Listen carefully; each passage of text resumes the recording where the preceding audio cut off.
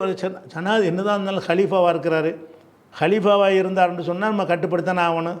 ஹலீஃபாவை கட்டுப்படுறது மார்க்கத்தில் இருக்கத்தான் செய்கிறது. ஆனால் எதில் கட்டுப்பட முடியாது? பாவத்தில் கட்டுப்பட முடியாதுன்னு ரசூலுல்லாஹ் சொல்லி தரலையா? புகாரில் 7144வது ஹதீஸில் என்ன இருக்குன்னு கேட்டால், அஸ்ஸமு ஒத்தாத்தொல் மர்இல் முஸ்லிமி ஃபீமா அஹப்ப கரிஹ, விரும்பக்கூடிய காரியத்திலையும் வெறுக்கக்கூடிய காரியத்திலையும் ஒரு முஸ்லீம் என்ன செய்யணும்? தலைமைக்கு ஜனாதிபதியாக இருக்கிறவருக்கு கட்டுப்பட்டு நடக்க வேண்டும். எது வரைக்கும் என்றால், மாலம் யுமர் பி மாசியத்தின், பாவத்தை கொண்டு கட்டளையிடாதப்பட வரை, பாவத்தை கொண்டு கட்டளையிடப்படாத வரைக்கும் தான் அவங்க சொல்ல கேட்கணும். ஃபைதா உமிர பி மாசியத்தின், பாவத்திற்கு கட்டளையிடப்பட்டால் ஃபலா சம்ஆ வலா தாஅத்த, கேட்கவும் வேண்டியதில்லை கட்டுப்பட வேண்டியதில்லைன்னு ரசூலுல்லாஹ் சொன்னாங்கல்ல. அப்போ இந்த கொலையாளிகளை விட்டுட்டு ஓடுங்கிறது பாவத்தை கட்டுப்படுறது தானே. அது கொலையாளிகள் நான் ஒன்றும் செய்ய முடியாது, நீங்கள் திரும்பி போங்கன்ட்டு அது என்னது? அப்போ அதில் கட்டுப்படணும் அவசியம் இல்லையே. கரெக்டான மார்க்க நிலைப்பாட்டில் நின்று தானே அவங்க கேள்வி கேட்டிருக்கிறாங்க.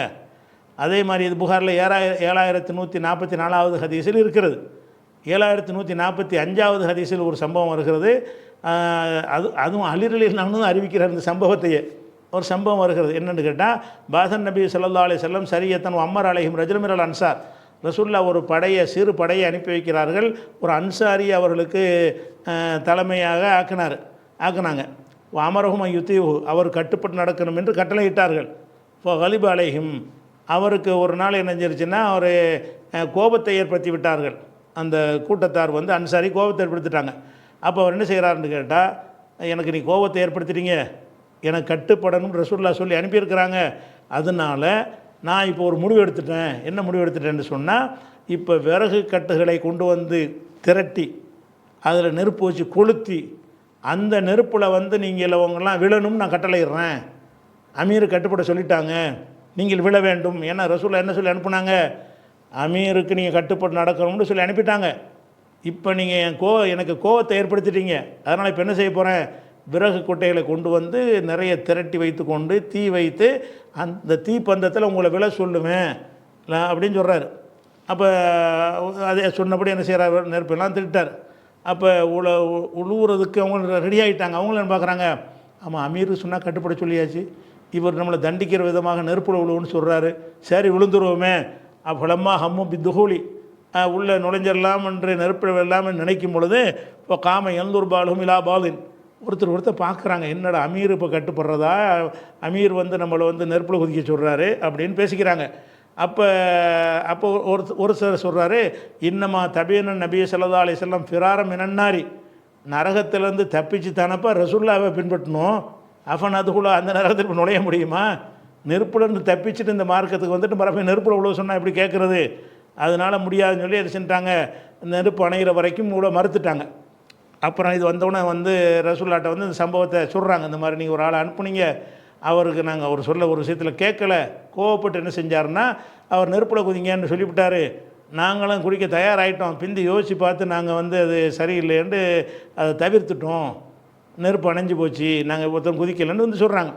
அப்போ ரசூலுல்லாஹ் சொல்கிறாங்க, லவ் தஹலூஹா மா ஹரஜு மின்ஹா அபதா, அந்த நெருப்பில் விழுந்திருப்பார்களே ஆனால் நரகத்திலிருந்து வெளியேறி இருக்க மாட்டார்கள். இன்னம தாத்துவில் மாரூஃப், நல்லதில் தான் கட்டுப்படுதல் என்பது மாரூஃபான விஷயங்களில் மட்டும்தான் சொல்லி ரசூலுல்லாஹ் அதை சொல்கிறாங்க.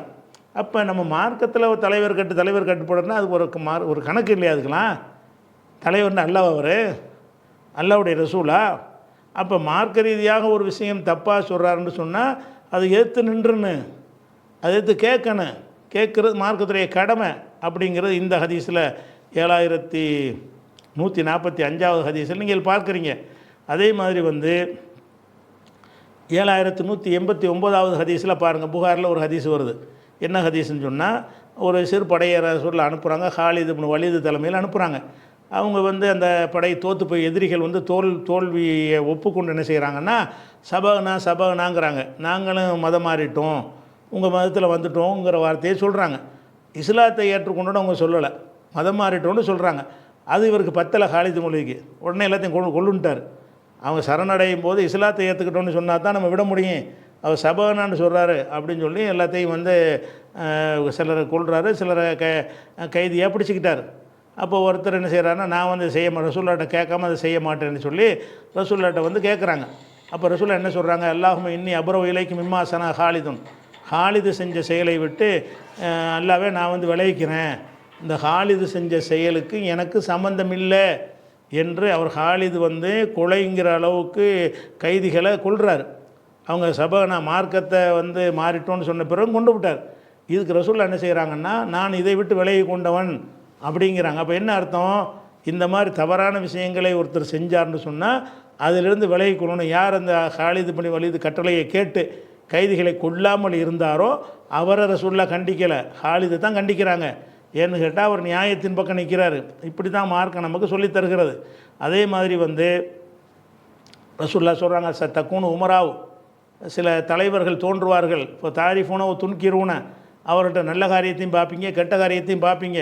ஃபமன் அரஃப பரிய, நல்ல காரியத்தை செஞ்சான்னா பரிய விலகி கொண்டான், ஒமன் அன்கர, அவங்களோட தவறுகளை எதிர்த்தானையானால் சுட்டி காட்டினானையானால் சலிம, அவன் வந்து ஈடட்டம் பெற்று விட்டான்.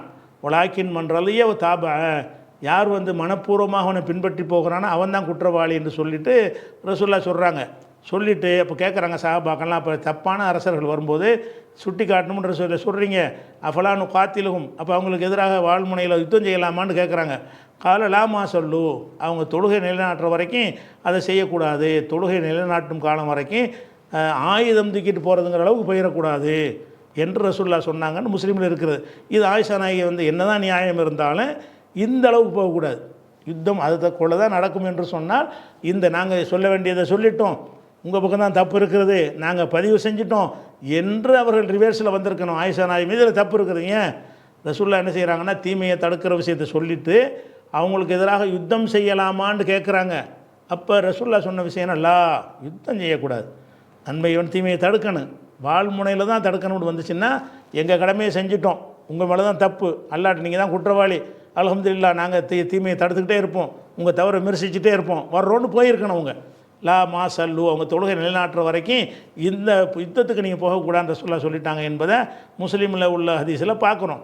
அதே மாதிரி வந்து பொதுவாக ரசூல்லா நமக்கு சொன்ன விஷயம் என்னென்னு கேட்டால், மர்ரா ஆமீனுக்கு முன்கரன், யார் தீமையான காரியம் நடக்க கண்டால் பள்ளி கையுருகி எதுகி, கையால் தடுக்க வேண்டும். ஒமல்ல இல்லம் எஸ்தத்திவி இப்போ லிசானிகி, இல்லைன்னா நாவினால் தடுக்க வேண்டும், சக்தி இல்லைன்னா இல்லம் எஸ்தத்திவி இப்போ கல்விகி, அதுக்கும் சக்தி இல்லை என்றால் கல்பால் என்ன செய்யணும், மனசால் வெறுக்க வேண்டும். ஒரு ஆளிக்கு அல்லாஃபுல் ஈமான், இதுதான் ஈமானுடைய பலவீனமானதுன்னு ரசூல்லா சொல்கிறாங்க, குறைஞ்ச நிலைங்கிறாங்க.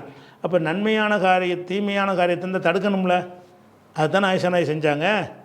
கையால் தடுக்கணுன்னு வர்றாங்க, கல்பால் வாயினால் தடுக்கணுன்னு வர்றாங்க, வந்து நியாயம் கேட்குறாங்க. அந்த வரைக்கும் அவங்க சரி.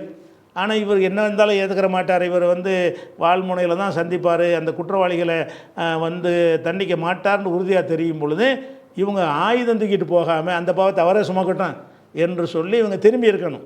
ஏன்னு கேட்டால் வந்து அந்த கொலை செய்கிற அளவுக்கு போகக்கூடாதுன்ற சொல்ல தடுத்துட்டாங்க. அந்த ஒரு விஷயம்